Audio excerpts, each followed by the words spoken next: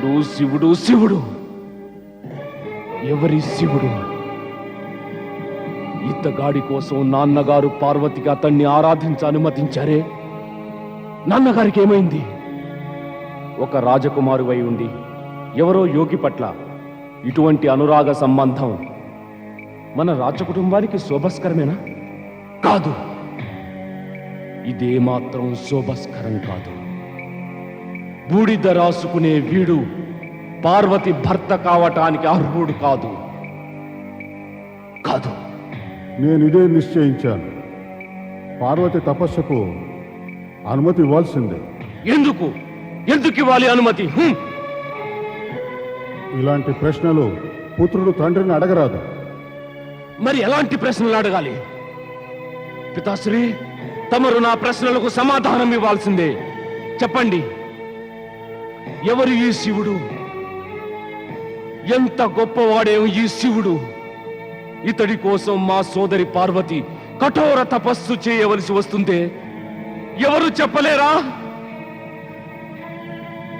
సత్యమేమిటి? తథ్యమేమిటి? ఎవరి శివుడు? ఈ శివుడు, ఈ శివుడు, ఈ శివుడు.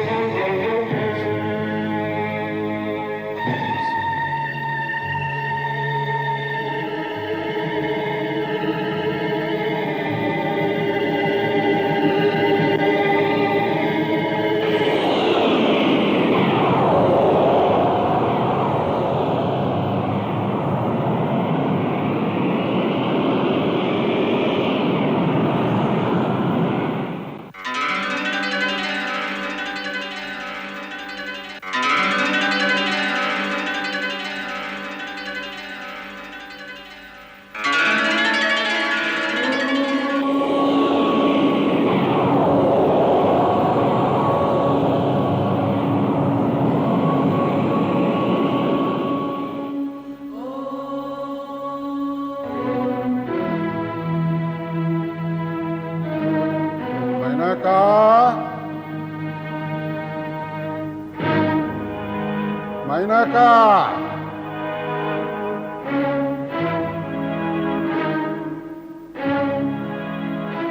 మైనాకా, మైనాకా. ఎవరు నీవు? నేనా? నీవు వెతుకుతున్నది నన్నే. నా కోసమే నీవు తప్పిస్తున్నది. లేదు లేదు, నేను తప్పించడం లేదు. నాకేం అవసరం నిన్ను వెతకడానికి? అవసరం ఉందిలే. చెప్పానుగా లేదని. స్వయంగా నిన్ను నీవే మోసగించుకోకు. ఏమిటి నీ మొండితనం? అసలు నీవెవరు? నేను నీ అంతరంగంలో ఉండవలసిన వాణ్ణి, కానీ ఇప్పుడు బయటే ఉండాల్సి వస్తోంది. శబ్దజాలంలో నన్ను పడేయకు. నీవెవరో చెప్పు. నీవెవరో నాకు బాగా పరిచయమేలే. నీవు తెలుసుకో నేనెవరో. నేను శివతత్వాన్ని. అయితే నేనెవరో నీకు తెలుసు. నేనెవరో చెప్పుకో. నీవు అజ్ఞానానివి. శివతత్వమా? నీకు నేను అజ్ఞానమని తెలిస్తే దూరంగా పో. నీకు నేనంటే భయం లేదా? దుర్బలుణ్ణి చూసి భయం ఎందుకు? దుర్బలున్నా, నేను దుర్బలున్నా. నీకు నా శక్తి తెలియదులాగుంది. నేనే గనక ఏ వ్యక్తి మనసులోనైనా తిష్ట వేస్తే క్షణకాలంలో లక్షల మందిని మృత్యువు ముఖంలోకి నెట్టివేయగలను. నా దయ వల్లనే హింస రక్తపు టేరుల్ని ప్రవహింపజేస్తుంది. కుటుంబాలని, రాజ్యాలని తనలో ముంచెత్తుతుంది. నా చరణాల ఆశ్రయం పొందడం వల్లనే ఈర్ష్య, దుర్బుద్ధి, దుర్భావన, దుష్టత్వము, యుద్ధ, క్రయ, వివాద, శత్రుత్వాలను జనింపజేస్తుంది. నా లోపల గనక ద్వేషాగ్ని రగిలినట్లయితే ఒక మనిషి రెండో వాడి ప్రాణాలు తీయడానికి వెనుకాడాడు. నాలో ఉత్పన్నమైన అసత్యం, కపటం నగ్నంగా నాట్యమాడితే సమస్త జగత్తు కంపిస్తుంది. నీవు నన్ను దుర్బలుడంటావా?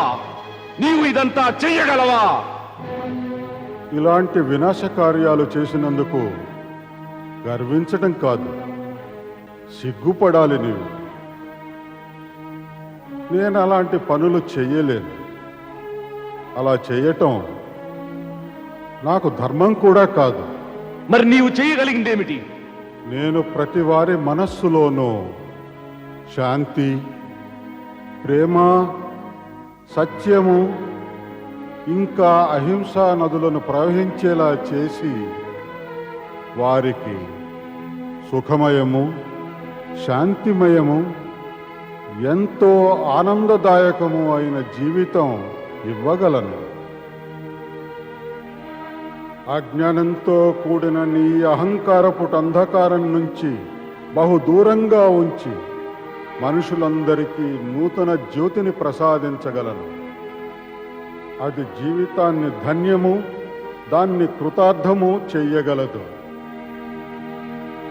నా శక్తి వినాశకారి కాదు, రచనాత్మకమైనది. చాలు చాలు. భూమిలోని మానవులను చూస్తే రచనాత్మక శక్తి యొక్క దుష్పరిణామాలన్నీ కనబడుతున్నాయి. నీకు కనిపిస్తున్న దుష్పరిణామాలన్నీ నా రచనాత్మక శక్తి వల్ల కాదు, నీ యొక్క వినాశక శక్తి వల్లనే. నేనెల్లప్పుడూ ఆత్మ సౌందర్య సృష్టిని చేశాను. మనిషి సౌందర్య ప్రేమను, సృజనాత్మకతనే సర్వదా సమర్థిస్తాడు. నేను చేసేది అదే. నీవు దుష్టుడివి, నీచుడివి, పిరికి పొందవు. నీవు గనక నా మార్గానికి అడ్డొస్తే నేను నిన్ను సర్వనాశనం చేస్తాను. అది నీ తరం కానే కాదు. క్రోధంతో నన్ను నిందించటం కూడా నీ అజ్ఞానాన్నే సూచిస్తోంది. అలా నిందించి నీవే దౌష్ట్యం చేస్తున్నావు. పైగా దుష్టుణ్ణి నేనా?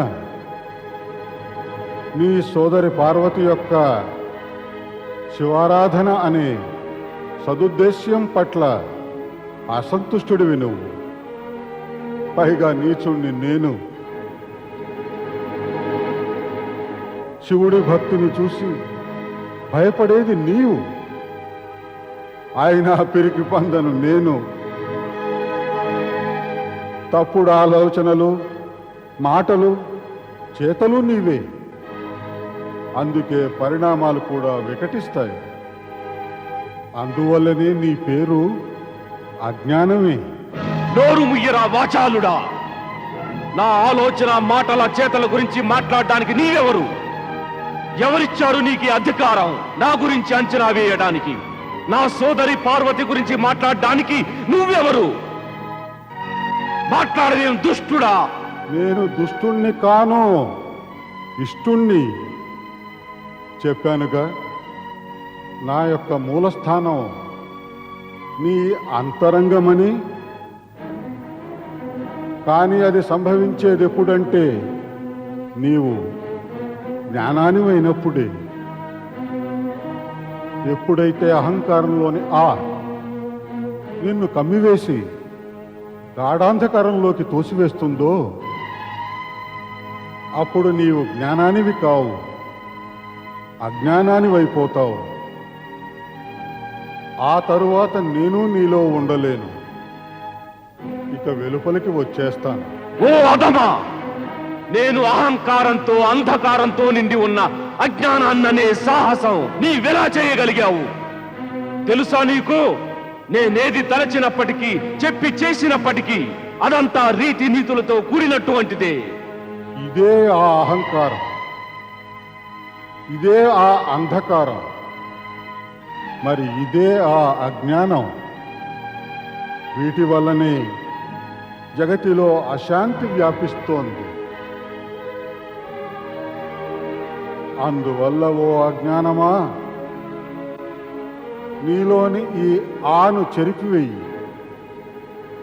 తుడిచివేయి, దాన్ని ఖండించివేయి దీన్ని. అప్పుడే నేను నీలో ప్రవేశించగలుగుతాను. ఛా! లోపలికి వస్తాడట. ఎందుకు రానివ్వాలి నిన్ను నాలోకి? పెద్ద శివతత్వం అంటాడు. ఎవరిని ఏది ఆలోచించనివ్వడు, ఏ పని సరిగ్గా చెయ్యనివ్వడు. పో పోయి ఇంకా నీ శివుడిలో కలిసిపో. శివుడిలోనే సర్వ జగత్తు విడిపోయి ఉంది. ఇప్పుడు శివుణ్ణి జగతిలో వెలయించాలి. ఇక నేనేమో నీలో. నా వెంట పడ్డావేం? ఎందుకు నాలో నీవు కలవడం? నీవెవరు? ఏముంటుంది నీ ఈ శివతత్వంలో? శక్తి ఉంటుంది, మహాశుభకరమైన శక్తి. ప్రకాశం ఉంటుంది. అది సంపూర్ణ అంధకారాన్ని రూపుమాపుతుంది. ఈ శక్తి ప్రకాశము ఎక్కడుంటాయి? మనస్సులో, ఆత్మలో, ఇంకా బుద్ధిలో కూడా. అక్కడికి వెళ్ళి ఉండటం వల్ల ఏమవుతుంది? సద్భావన, సద్వర్తన, ఇంకా సద్బుద్ధి జాగృతమవుతాయి. ఇంకా ఏమవుతుంది ఆ జాగృతి వల్ల? ఆత్మ శుద్ధమై మనస్సు నిర్మలమవుతుంది. ఇక బుద్ధి సదా లోక కళ్యాణాన్నే కోరుకుంటుంది. ఇదంతా జరిగిన పిదప ఏమవుతుంది? ప్రాణంలో శివతత్వం నెలకొన్న తరువాత ఆ మనిషి ఎవరి శ్రద్ధాభక్తులకు కూడా హాని కలిగించడెప్పుడు.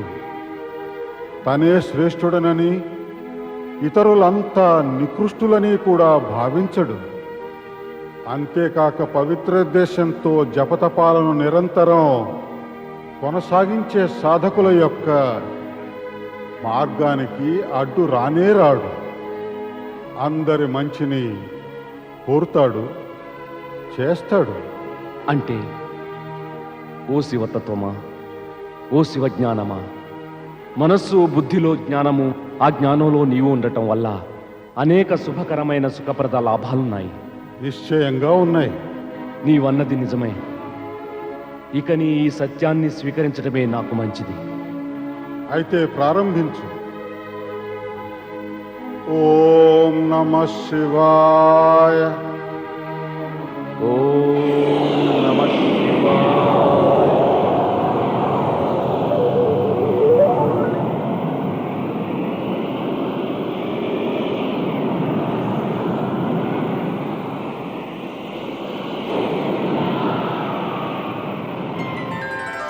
ఓ శివజ్ఞానమా,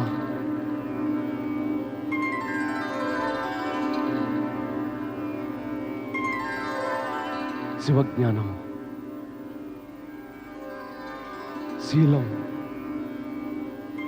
పరహితం, పరశ్రేయస్సు,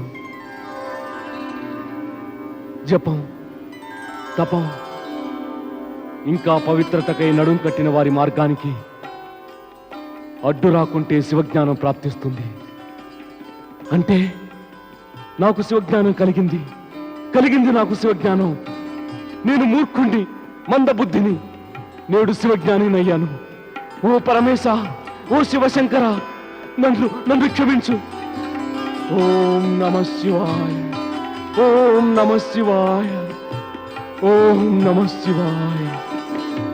ఓం నమః శివాయ. ఓం నమః శివాయ.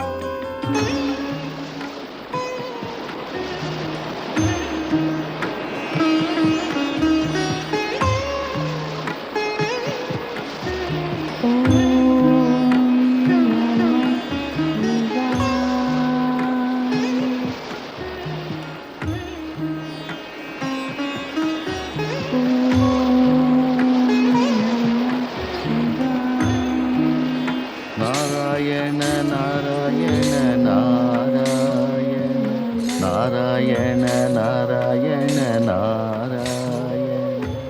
పార్వతి, దేవర్షి తమరా? అవును, నీ హితం కోరిన వాడిని కనుక ఇక్కడికి వచ్చాను. నా హితమా? పార్వతి, పతిని కోరుతూ తపస్సు ప్రారంభించేందుకు ముందు నీవు కోరుకున్న భర్తను పొందాలంటే శివమహిమావ్రతం చేయాలి. ఈ శివమహిమ వ్రతం గురించి చెప్పి తమరు నా మార్గాన్ని సుగమం చేశారు దేవర్షి.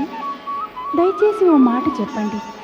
ఈ వ్రతం ఎప్పుడు ఏ విధంగా చేయాలి? మార్గదర్శనం ఇవ్వండి. నేడు చైత్రమాసం తదియ. నేటి నుంచి 1 మాసం పాటు కేవలం ఒకసారి ఆహారం తిని నీవు శివలింగాన్ని బిల్వపత్రాలతో వివిధ ప్రకారాలుగా పూజించాలి. తమరు చెప్పిన నియమాల్ని అనుసరిస్తూ నేను ఈరోజే వ్రతం ప్రారంభిస్తాను మునివర్య. నారాయణ నారాయణ.